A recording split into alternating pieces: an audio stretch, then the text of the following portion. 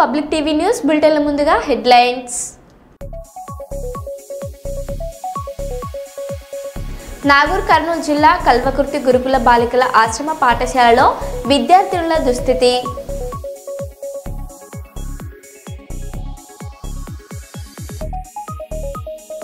వినూత్న రీతిలో జూబ్లీహిల్స్ ఉప ఎన్నిక ప్రచారంలో దూసుకుపోతున్న మల్లారెడ్డి.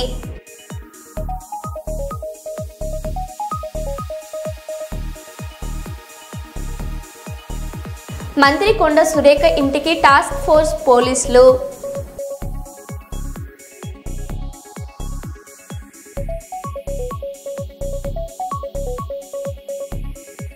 పాలకుర్తి మండలంలోని ధాన్యం కొనుగోలు కేంద్రాలను ప్రారంభించిన ఎమ్మెల్యే మామిడాల యశస్విన్ రెడ్డి.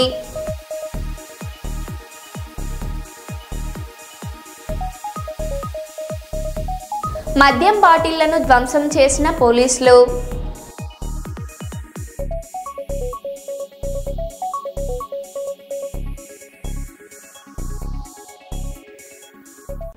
ఇక వివరాల్లోకి వెళ్తే CC observer Navyajyot Patnaik MK Naidu hotel Congress party కార్యకర్తల సమావేశంలో మాట్లాడుతూ డీసీసీ సెలక్షన్ గతంలో పీసీసీ అధ్యక్షుడు ఆధ్వర్యంలో నడిచేది. అప్పుడప్పుడు డీసీసీ అనేది కొంతమంది నాయకుల సిఫారసుతో వచ్చేది, కానీ ఇప్పుడు మాత్రం రాహుల్ గాంధీ చెప్పిన విధంగా కార్యకర్తల అభిప్రాయంతో వస్తుంది. కార్యకర్త ఎవరిని కోరుకుంటే వారికే వస్తుంది. మన నేత రాహుల్ గాంధీ ప్రజల మనోభావాలను కోరే వ్యక్తి. ఇప్పుడు మీరు ఎన్నుకునే డీసీసీ మాత్రం ఏఐసీసీ మరియు సిడబ్ల్యూసీలో వారి అభిప్రాయం వ్యక్తం చేయవచ్చు. నేరుగా రాహుల్ గాంధీని కలిసి మాట్లాడి వారి అభిప్రాయం వ్యక్తం చేయవచ్చు. నేను అధిష్టానం పంపిన వారధిని మాత్రమే. మీలో ఎవరైనా డీసీసీ అధ్యక్షుడు అయ్యే అవకాశం ఉంది. మీరు ఎవరైనా ఒంటరిగా వచ్చి నన్ను కలవచ్చు. మంచి డీసీసీ నేతను ఎన్నుకోవచ్చని ఆయన అన్నారు.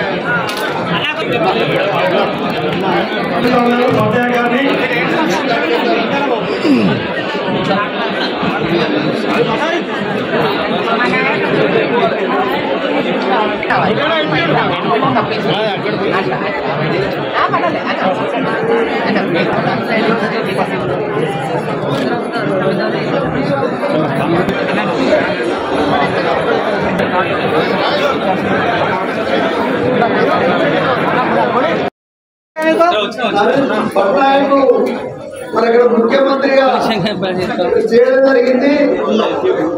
మా అందరం కూడా అది ఇలాంటి ఆర్భాటాలు నచ్చాయి.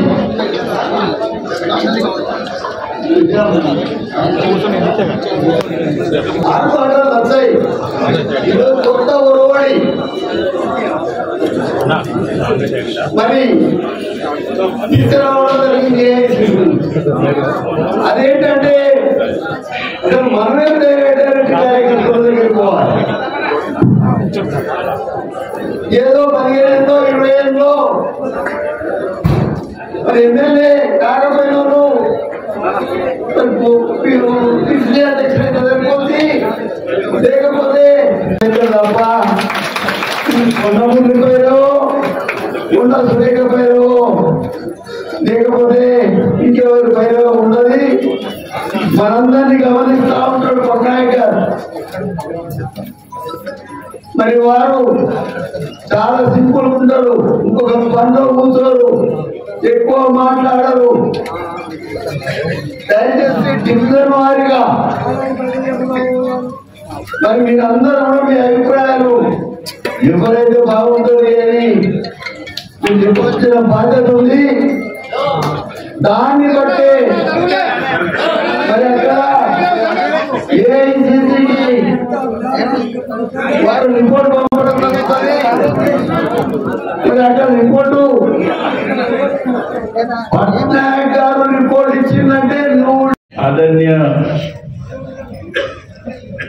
कोंडा मुरली जी, मेरे साथ उपस्थित तेलंगाना पीसीसी कोऑर्डिनेटर भास्कर जी, ऑब्जर्वर भास्कर जी, रेणुका जी, पीसीसी कोऑर्डिनेटर आदर्श जी और आदरणीय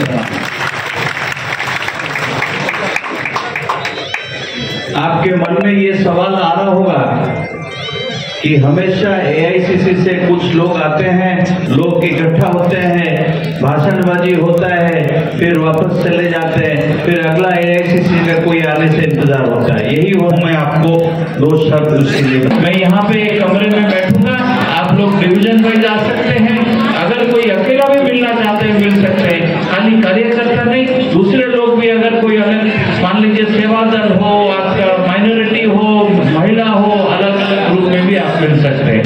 वही कह के मैं अपना स्पीच समाप्त करता हूँ। फिर से मैं आशा करता हूँ कि आप लोग सही डीसीसी प्रेसिडेंट चुनेंगे इस माध्यम से। धन्यवाद। जय हिंद, जय कांग्रेस। మోడీ సభ సక్సెస్, ఏపీలో కూటమి ప్రభుత్వం మళ్లీ అధికారంలోకి రావాలి. కర్నూలు నగరమంతా పసుపుమయం. భారత ప్రధాని నరేంద్ర మోదీ ఉమ్మడి కర్నూలు జిల్లా పర్యటన కూటమి ప్రభుత్వం సక్సెస్ చేసింది. సూపర్ జీఎస్టీ సూపర్ సేవింగ్స్ కార్యక్రమంలో పాల్గొన్నందుకు భారత ప్రధాని నరేంద్ర మోదీ కర్నూలుకి రానుండడంతో కర్నూలు నగరమంతా పసుపుమయమైంది. ఆంధ్రప్రదేశ్ రాష్ట్రంలో మళ్లీ కూటమి ప్రభుత్వమే అధికారంలోకి రావాలని కర్నూలు వాసులు కోరుతున్నారు.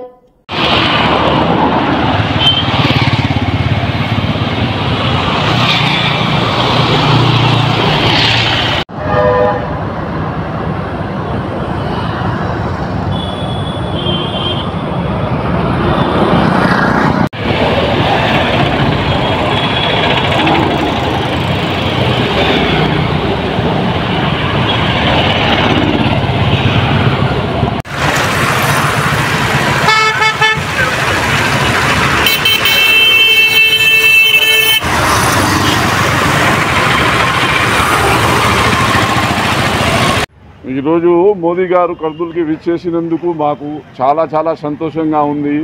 ఈరోజు పొద్దున్నే మోదీ గారు కర్నూలుకి దిగి శ్రీశైలం వెళ్ళారు. అక్కడ దర్శనం చేసి కర్నూలులో జీఎస్టీది ఒక పెద్ద మీటింగ్ ఉంది. అక్కడ చాలామంది జనాలు వచ్చేస్తున్నారు. సుమారు 4 లక్షల మంది జనాలు వస్తున్నారని విన్నాము. మాకు చాలా సంతోషంగా ఉంది. ఇలా జీఎస్టీ తగ్గించినందుకు ప్రజలు కూడా చాలా హర్షిస్తున్నారు. ఇలాంటి గవర్నమెంట్ మళ్ళీ రావాలా, మోదీ గారు మళ్ళీ రావాలని జనాలు అనుకుంటున్నారు. మాకు చాలా హ్యాపీగా ఉంది ఇలా వచ్చినందుకు. ఇంకోటి మేము అక్కడ పోయి చాలా సేపు వెయిట్ చేసి ఆయనని కలవడం కోసం ఎదురు చూస్తున్నాం సార్. ఇది చాలా హ్యాపీగా ఉంది మాకు. ఇంకోటి ఇలాంటి గవర్నమెంట్ వచ్చినందుకు చాలా సంతోషంగా ఉంటుంది. మళ్ళీ వీళ్ళే రావాలని కోరుకుంటున్నాం సార్. Thank you sir. నా పేరు జితేందర్ సార్. ఇక్కడ కిచెన్ వేర్కి సంబంధించిన షాపులకి మేము ఇది. Thank you.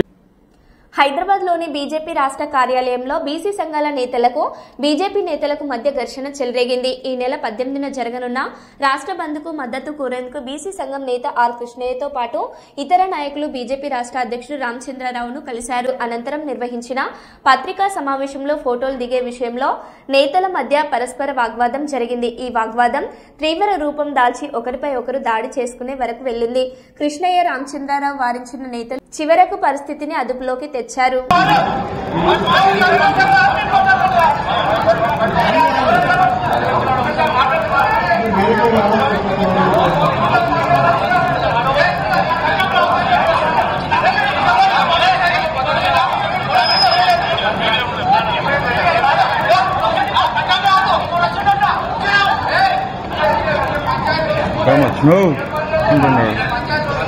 అడ్డం రావద్దు అంటున్నాడు.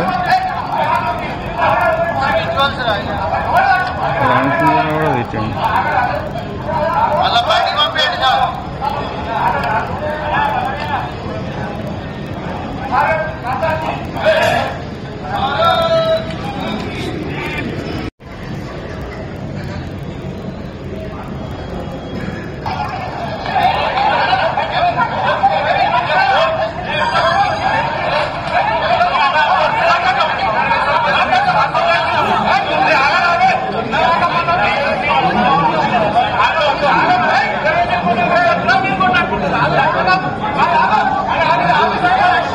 Hadi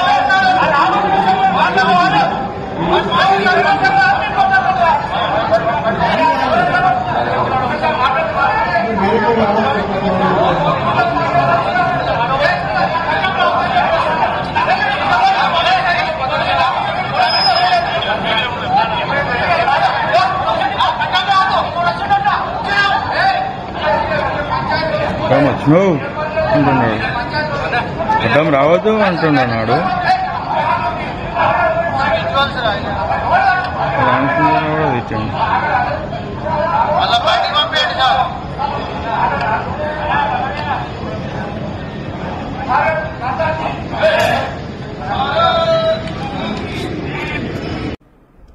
కర్నూలులో హైకోర్టు ఏర్పాటు కొరకు all India lawyers union Kurnool జిల్లా కమిటీ డిమాండ్.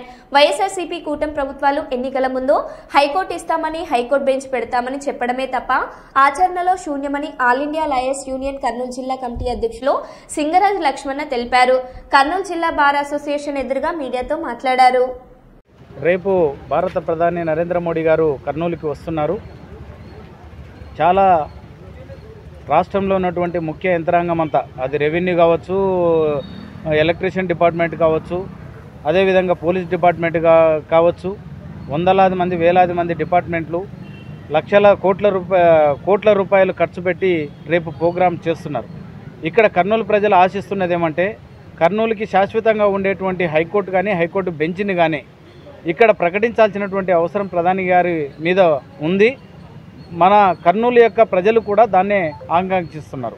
మేము న్యాయవాదులుగా కాకుండా కర్నూలు ప్రజలు మొత్తం కూడా ఈరోజు భారత ప్రధాని రాక కోసం ఎదురు చూస్తున్నాం. అదే సందర్భంలో హైకోర్టు బెంచ్ యొక్క ఏదైనప్పటికీ ఒక ఆశాజనకంగా ఆయన అనౌన్స్మెంట్ చేసి ఒక నమ్మకమైనటువంటి హామీని ఇచ్చిపోయి అదేవిధంగా దానికి సంబంధించినటువంటి నిధులను కూడా ఆపకుండా వెంటనే తీసుకురావాలని చెప్పేసి మేము కోరుతున్నాం. ఆ విధంగా కాకుండా అటువంటి అనౌన్స్మెంట్ కాకుండా కోట్ల రూపాయలు వృధా చేసి కేవలం రాజకీయ పబ్బం కోసం కాకుండా ఈ కర్నూలు టౌన్కి కానీ జిల్లాకు కానీ ఉపయోగపడే పద్ధతుల్లో ఆయన పర్యటన ఉండాలని చెప్పేసి మేము మనస్ఫూర్తిగా కోరుతున్నాం. ఆయనను ఆహ్వానిస్తున్నాం. హైకోర్టు విషయంలో ప్రకటించాలని మనస్ఫూర్తిగా ఆయనను కోరుతున్నాం. నా పేరు Singaraju Lakshman, all India lawyers union జిల్లా అధ్యక్షుడు, కర్నూలు. హైదరాబాద్ బీసీ భవన్లో జాతీయ బీసీ సంక్షేమ సంఘం రాష్ట్ర కార్యదర్శి, తెలంగాణ రాష్ట్ర గొర్రెల మేకల పెంపకం వృత్తిదారుల సంఘం రాష్ట్ర అధ్యక్షులు డాక్టర్ కొమ్ము అశోక్ యాదవ్ అధ్యక్షతన జరిగిన సమావేశం రాజ్యసభ్యులు జాతీయ బీసీ సంక్షేమ సంఘం జాతీయ అధ్యక్షులు ఆర్ కృష్ణయ్య గారు హాజరై మాట్లాడుతూ బీసీల అన్యాయాన్ని సహిస్తాం, కోట్లాడి రిజర్వేషన్ సాధించుకుంటాం, కానీ అవమానిస్తే సహించం. ఎలక్షన్ నోటిఫికేషన్ ఇచ్చిన తర్వాత హైకోర్టు స్టే ఇవ్వడం అన్యాయం, సుప్రీంకోర్టుకు వ్యతిరేకం. భారతదేశ చరిత్రలో ఎలక్షన్ నోటిఫికేషన్ ఇచ్చిన తర్వాత చరిత్రలో బీసీలపై అన్యాయంగా అడ్డుకుంటున్న అగ్రకులాలు మొట్టమొదటిసారిగా స్టే ఇచ్చారు. బీసీ 42% రిజర్వేషన్పై తెలంగాణ రాష్ట్ర ముఖ్యమంత్రి రేవంత్ రెడ్డి గారు ఢిల్లీలోని జంతర్ మంతర్ వద్ద పెద్ద ఎత్తున మహాధర్నా చేసి బీసీల కోసం కేంద్ర ప్రభుత్వంతో పోరాడుతూ అసెంబ్లీలో తీర్మానం చేసి గవర్నర్ గారికి, రాష్ట్రపతి గారికి నివేదిక సమర్పించి బీసీ 42% ఇస్తూ ఎలక్షన్ నోటిఫికేషన్ చట్టబద్ధంగా ఇచ్చారు. హర్షించదగ్గ విషయమని ముఖ్యమంత్రి రేవంత్ రెడ్డి గారు బీసీల పక్షపాతిగా ఉన్నారు. ఈ నెల 18న తెలంగాణ రాష్ట్రం బంద్కు పిలుపునిస్తున్నామని, బీసీ బిడ్డలు ప్రతి ఒక్కరూ బీసీ బంద్లో పాల్గొనాలని, విజయవంతం చేయాలని అన్నారు. కేసీఆర్ గారు ముఖ్యమంత్రిగా ఉన్నప్పుడు బీసీలకు అనేక పదవులు ఇచ్చాడు. అలాగే ఇప్పుడు కూడా మీరు ఈ ఉద్యమానికి మద్దతు ఇవ్వాలని కోరుకుంటున్నామని బీసీ నాయకుడు ఆర్ కృష్ణయ్య అన్నారు. ప్రిపేర్ కావాలి. అందులో మీ యొక్క కృషి, మీ యొక్క పాత్ర చాలా ముఖ్యం. తప్పనిసరిగా బలమైన నాయకత్వం ఉంది. మీరందరూ కూడా టీఆర్ఎస్ పార్టీలో మంచి లీడర్షిప్ బిల్డప్ చేశారు. ఒక స్థాయిలో కాదు, అన్ని స్థాయిలలో ఉన్నది. అన్ని సందర్భాల్లో ముఖ్యమంత్రి కేసీఆర్ ఉన్నప్పుడు అడ్వకేట్ జనరల్ ఇచ్చారు. అనేకమైనటువంటి పదవుల్లో స్పీకరు, చైర్మన్ కౌన్సిల్లో, ఇంకా అనేక రంగాల్లో ఇప్పుడు సందర్భం కాకపోయినా అనేక సార్లు బీసీల పక్షాన నిలిచారు. ఇప్పుడు కూడా ఈ ఉద్యమం లోపల మీరు అవుట్రైట్గా సపోర్ట్ చేయాలి. ఈ ఉద్యమం అందరికీ ఆదర్శంగా నిలబడేటట్టు మీరు అందరూ కూడా చర్యలు తీసుకోవాలని కోరుకుంటూ, తప్పనిసరి మీ పాత్ర గట్టిగా ఉంటుందని భావిస్తూ ఈ నెల 10న నిర్పేద కుటుంబానికి చెందిన మీ సేవ నిర్వాహకుడు కోట చిరంజీవి దారుణ హత్యలోని నిజాన్ని నిగ్గు తేల్చాలని తెలంగాణ రాష్ట్ర నేతకాని మహర్ సంక్షేమ సంఘం, Ramagundam municipal corporation నేతకాని committee demand చేసింది. గోదావరికని ప్రెస్ క్లబ్ లో ఈ రోజు జరిగిన ప్రెస్ మీట్ లో సంఘం రాష్ట్ర ఉపాధ్యక్షులు కామెర ప్రకాష్ మాట్లాడారు. జరిగిన దారుణ హత్య ఏదైతే ఉందో సెంటనరీ కాలనీలో మీ సేవ నడుపుతున్న కోట చిరంజీవి గారు, ఆయన భార్య కూడా ఒక 2 సంవత్సరాల క్రితం చనిపోయింది. అమ్మ నాన్న కూడా చనిపోయారు. ఆయనకు ఒక బాబు, ఒక పాప ఉంది. ఆయన ఒక నిరుపేద కుటుంబం నుంచి వచ్చినటువంటి వ్యక్తి. ఆయన మీసేవ పెట్టుకొని నడుపుతున్న క్రమంలో సంధ్యారాణి అనే ఒక అమ్మాయి వాళ్ళిద్దరికి ఎలా పరిచయం అయిందని మనకు తెలియదు. మీడియా కథనాలు వచ్చిన తర్వాతనే ఇవన్నీ కూడా మనకు బహిర్గతమైనాయి. కానీ ఆమె సమైక్యాలు ఏదో పనిచేస్తుందని విన్నాను. ఆ విషయం కూడా మనకు గత 4-5 రోజుల నుండి వార్తాపత్రికల్లో వస్తుంది. ఆ విషయం కూడా పోలీసు అధికారులు కూడా వెల్లడించారు. మనకు గోదావరి గాంధీగిరి వార్తల్లో కూడా వచ్చింది. కానీ వాళ్ళకి ఏం జరిగిందేమో తెలియదు, కానీ కూర్చొని మాట్లాడుకోవాలి. అంతేగాని పిలిచి ఇంటివి మళ్ళీ అక్కడికి పిలుచుకున్నారా మరి ఏమన్నదంటే మనకు అదొక విచారణ చేస్తే కానీ మనకు తెలుస్తుంది. ఏదైతే ఇప్పుడు చిరంజీవి గారి మొబైల్ ఉందో అదేవిధంగా సంధ్యారాణి గారి మొబైల్ కూడా వాళ్ళు కష్టంలో తీసుకొని ఆ కాల్ డాటా అంతా తీసి నిజాలను తేల్చాలని మేము నేతకని మహర్ సంక్షేమ సంఘం నుండి డిమాండ్ చేస్తూ ఉన్నాం. ఇప్పుడు బాధితుడు చనిపోయినందుకు అది వాళ్ళు కూర్చొని మాట్లాడుకుంటే చాలా సింపుల్గా అయిపోయే అటువంటి విషయాన్ని వాళ్ళు దాన్ని పక్కదో పట్టించి అతన్ని పిలిచిండా మరి ఈయన పోయిందా ఏమన్నది ఖచ్చితంగా మాకు దాన్ని నిజాలు తెలుసుకోవాలి. ఫాస్ట్ ట్రాక్ కోర్టు ఏర్పాటు చేసి మనకు సిట్టింగ్ జడ్జితో తగిన విచారణ జరిపించి ఆ నిందితులకు కఠినాతి కఠిన శిక్ష పడే విధంగా వాళ్ళు కృషి చేయాలని చెప్పి మేము డిమాండ్ చేస్తూ ఉన్నాం. అదే గొడ్డు కారంతో ఉడకని అన్నం పెడుతున్నారు. నీళ్లు రాక స్నానాలు కూడా చేయడం లేదని గురుకుల విద్యార్థుల ఆవేదన. వంట మనుషులు లేకుంటే తామే వంట చేసుకుంటున్నామని వెల్లడి. కుక్క చనిపోతే కూడా 2 రోజులు తీయలేదని, పాములు వస్తే తామే చంపేస్తున్నామంటూ గురుకుల విద్యార్థుల ఆవేదన. నాగూర్ కర్నూలు జిల్లా కల్వకుర్తి గురుకుల బాలికల ఆశ్రమ పాఠశాలలో విద్యార్థుల దుస్థితి. లేదు మేడం వాళ్ళే వండి పెడుతుర్రు. నిన్న నైట్ అయితే మేమే వండుకున్నాం. వాష్రూమ్స్ బాగాలేదు, డైనింగ్ హాల్ ఏమో స్మెల్ వస్తుంది, కుక్కలు అవన్నీ క్లీన్ చేస్తున్నాయి, క్లాస్ రూమ్స్ ఇంకా డార్మెటరీస్ అన్ని క్లీజ్ గా చేస్తున్నాయి. మేము నిన్న బయటికి వెళ్ళి ప్రాబ్లమ్ చెప్పుకోవాలంటే కూడా మమ్మల్ని బయటికి వెళ్ళడానికి ఇస్తలేరు. ఇంకా ఇక ఈడనే కూర్చోబెట్టి తినిపిస్తారు. నిన్న కూడా 2-3 గిన్నెలు అన్నం పారేసారు, అంత ఉడకలేదు. పొద్దునైతే కొంచెం మెత్తగానే అయిపోయింది, ముద్దలు వచ్చేసింది. ఆయన మేము అన్నం తినేసినాం. కానీ మెమోలు ఉన్నట్టు ఏం పెడతలేదు. రోజు కిచడి, జీరా రైస్ ఇంకా సాంబార్, ఎప్పుడెప్పుడు కారం పెడతారు. ఉప్మా కూడా పెడుతుండే, ఇప్పుడు అది కూడా పెడతలేదు. అయితే డైనింగ్ హాల్ కూడా ఈ వీక్ లో అయితే నిన్న ఎగ్స్ ఇచ్చిర్రు. నిన్న ముందల డార్మెటరీలో ఒక కుక్క చనిపోయింది. అయితే మేము సరికి చెప్తే మున్సిపాలిటీ వాళ్ళని పిలిపించి ఎత్తిపించారు. కానీ అది 2 రోజుల నుంచి అలానే చనిపోయి ఉంది. 2 రోజుల నుంచి చనిపోయి ఉంది. మా రూమ్ లో మేమైతే హాల్లో పండుకుంటున్నాం. నిన్న ఒక అది చెవులో పోతుంది, ఆ పురుగు చంపినాం. నిన్న ఒకటి రూమ్ దగ్గర కూడా పాము చంపినాం. పెద్ద లైట్ వేపియండి అంటే అటు నుంచి రావాలి అని చెప్పేస్తున్నాం. ఈ రోజు అయితే మేము చాలా మంది స్నానమే చేయలేదు. అందరు వాటర్ ప్రాబ్లం ఉంది. బోర్ నిన్ననే వేపించారు కానీ వాటర్ మోసుకొని పోతాం సార్. లోపల నుంచి తీయాలి. వాచ్మెన్ కూడా లేదు. వాచ్మెన్ ఉంటుంది కానీ అది ఎప్పుడు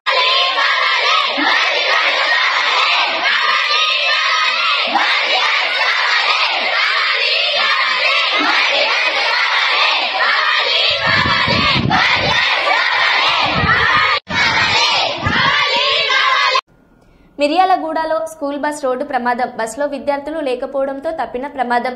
బస్ డ్రైవర్ నిర్లక్ష్యం వల్లనే ప్రమాదం జరిగిందని స్థానికుల ఆరోపణ. జిల్లా కలెక్టర్ హెచ్చరికలు. బేఖాతా చేస్తున్న స్కూల్ యాజమాన్యం. ఉన్నతాధికారులు స్పందించి నిర్లక్ష్యం వహించిన డ్రైవర్.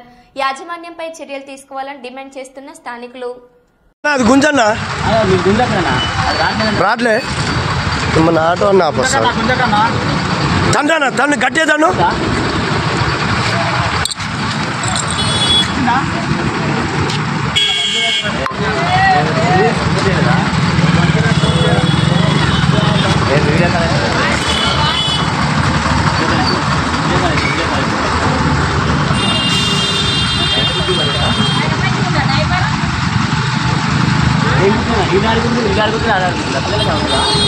పెద్దపల్లి జిల్లా సుల్తానాబాద్ మండల కేంద్రంలోని ఆర్యవైశ్య భవన్లో సుల్తానాబాద్ బీసీ జేఏసీ ఆధ్వర్యంలో రౌండ్ టేబుల్ సమావేశం నిర్వహించారు.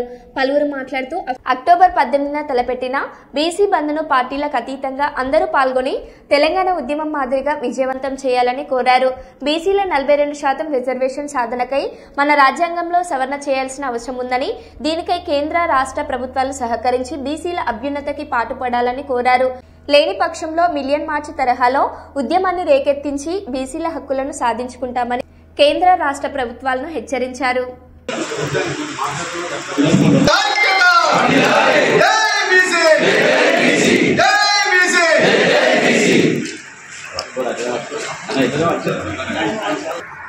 తారీఖు తెలంగాణ రాష్ట్ర బీసీజేఏసీ తలపెట్టిన బీసీ బంద్ని ప్రతి ఒక్క బీసీ బిడ్డ బాధ్యతగా బంద్ని సక్సెస్ చేయాలని ఇవాళ 78 ఏళ్ల తర్వాత వచ్చిన ఈ అవకాశాన్ని సద్వినియోగం చేసుకొని మన బీసీ బిడ్డలకి ఐక్యంగా నిలబడి ఈ పోరాటంలో ఒక తెలంగాణ ఉద్యమం ఎట్లయితే ఉవ్వెత్తున ఎగిసిందో అదే విధంగా ఈ బీసీ బంద్ను కూడా విజయవంతం చేసి మేము బీసీలం దేనికి తక్కువ కాదు, మేము ఐక్యంగా ఉన్నామనే ఒక మెసేజ్ ఇవ్వాల్సిందిగా ప్రతి ఒక్క నాయకుడిని సవినయంగా కోరుకుంటూ ఈ రౌండ్ టేబుల్ సమావేశానికి చేసిన పత్రికా మిత్రులందరికీ ధన్యవాదాలు తెలుపుతూ ముగిస్తాం. మాకు కావాల్సింది రేపు ఈ ఉద్యమం ద్వారా ఈ 18వ తారీఖు బంద్ ద్వారా మేము తెలియజేసేది ఏంటంటే రేపు రాజ్యాంగ సవరణ చేయవలసిన అవసరం ఉంది. తప్పకుండా ఈ ఉద్యమాన్ని చూసి ఈ స్ఫూర్తిని చూసి రేపు రాబోయే రోజుల్లో అన్ని ప్రభుత్వాలు బీసీలు అంటే భయపడాలి. తప్పకుండా రాజ్యాంగంలో మన హక్కును మనం సాధించే విధంగా చేయాలి. తప్పకుండా రేపు రాబోయే రోజుల్లో దయచేసి మేము కోరేది ఒకటే, రాజ్యాంగ సవరణ చేసి చట్ట సవరణలో బీసీల రిజర్వేషన్ చేసే విధంగా తీర్మానం చేసే విధంగా మీరందరూ చప్పట్లతోని ఈ ఆమోదాన్ని తెలపాలి. మనకు కావాల్సింది రాజ్యాంగబద్ధంగా కావాలి. తప్పకుండా దీన్ని ఇవాళ ఈ రాష్ట్ర ప్రభుత్వం ఇంత ధైర్యంగా బీసీలకు అనుకూలంగా 42% వెళ్ళిందంటే ఇంత ధైర్యం ఉంటే పోవాలి. ఇలా ధైర్యాన్ని మనం మెచ్చుకోవాల్సిన అవసరం ఇవాళ ఉంది. మనం తప్పకుండా ఏదైతే తెలంగాణ ఉద్యమంలో పోరాడామో ఇలా బీసీ ఉద్యమాన్ని ఆ విధంగా తీసుకొచ్చి మనం రాజ్యాంగ సవరణ చేసే విధంగా మనం పోరాడాల్సిన అవసరం ఉంది కనుక దీన్ని అందరూ సహకరించి 18 నాడు బంద్ను అందరం సక్సెస్ చేయాలని సందర్భంగా తెలియజేస్తారు. ఇలా బడుగు బలహీన వర్గాలకు రాజ్యాధికారం కొరకు మరోసారి ఒక అవకాశం ఈ రాష్ట్రంలో వచ్చిందని చెప్పి మేము అనుకుంటా ఉన్నాం. ఇక్కడ ఉన్నటువంటి బడుగు బలహీన వర్గాలు అందరూ అనుకుంటా ఉన్నారు. ఏదైతే ఒక అవకాశం వచ్చింది ఇవాళ మరి అన్ని కులాలు, అన్ని మతాలు, అన్ని రాజకీయ పార్టీలు కూడా మరి దీనికి మద్దతు తెలుపుతున్నటువంటి సందర్భంలో మరి నిజంగా కూడా ఇవాళ జరుగుతున్నటువంటి అన్యాయం మరి 55, 56, 60% ఉన్నటువంటి బలహీన వర్గాలకు అన్యాయం జరుగుతూ కేవలం 9-10% లేని అగ్రవర్ణాలకు అన్ని రంగాల లోపల ఇలా రాజకీయ, ఆర్థిక, సామాజికంగా, ఉద్యోగ అన్ని రంగాల్లో కూడా ఈ యొక్క అగ్రవర్ణాలే మరి పెద్దందారి చేసుకుంటూ గత పూర్వం నుంచి కూడా ఈ యొక్క శాసనసభ చట్టం ఏర్పడినప్పటి నుంచి కూడా రెడ్డు రావులే ఈ రాష్ట్రాన్ని పరిపాలిస్తూ మనకు సంబంధించినటువంటి అనేక హక్కులు కానరాసినటువంటి సందర్భాలు మనం అందరం చూసినాం. మరి దానికి ఇవాళ ఒక అవకాశం వచ్చింది. బడుగు బలహీన వర్గాలు ఏకమై మరి పార్టీలకు అతీతంగా కులానికి ఒక సీటు, బీసీలకే ఓట్లు అనేటువంటి ఒక నినాదంతో ఇవాళ ముందుకు బీసీలందరూ వెళ్ళారు అనేటువంటి అవకాశం కనబడుతూ ఉన్నది. ప్రభుత్వం ఏర్పాటు చేసిన వరి ధాన్యం కొనుగోలు కేంద్రాలలో రైతులు ధాన్యం అమ్ముకొని మద్దతు ధర పొందాలని ఎమ్మెల్యే మామిడాల యశస్విన్ రెడ్డి రైతులకు సూచించారు. పాలకుర్తి మండలంలోని తీగారం, తొర్రూరు, పాలకుర్తి గ్రామాలలో ఏర్పాటు చేసిన వరి ధాన్యం కొనుగోలు కేంద్రాలను ఎమ్మెల్యే ప్రారంభించారు. కొనుగోలు కేంద్రాల్లో గన్ని సంచులు కొరత లేకుండా చూడాలని అధికారులను ఆదేశించారు.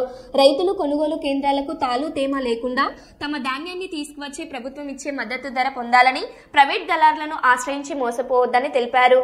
ఈ కార్యక్రమంలో అధికారులు, మండల కాంగ్రెస్ పార్టీ నాయకులు, రైతులు తదితరులు పాల్గొన్నారు.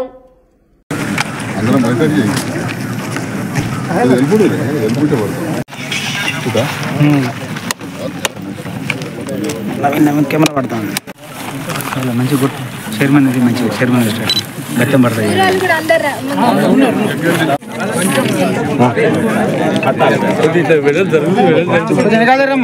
మేడం అట్టాడు ఇంకా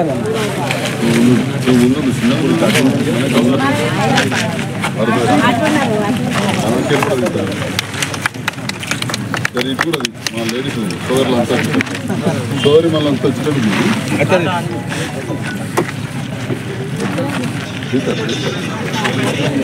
చూడండి మేడం ఇటు చూడండి.